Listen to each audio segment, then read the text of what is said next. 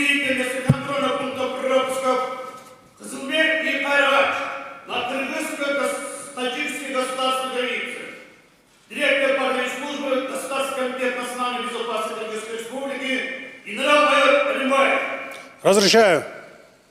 Уважаемый президент Республики Таджикистан, главнокомандующий вооруженными силами Республики Таджикистан, разрешите возобновить деятельности контрольно-пропускного пункта Туристан-Маданьяр на таджикско-кыргызской государственной границе, командующий пограничными войсками Государственного комитета национальной безопасности Республики Таджикистан генерал-майор Аджамзада.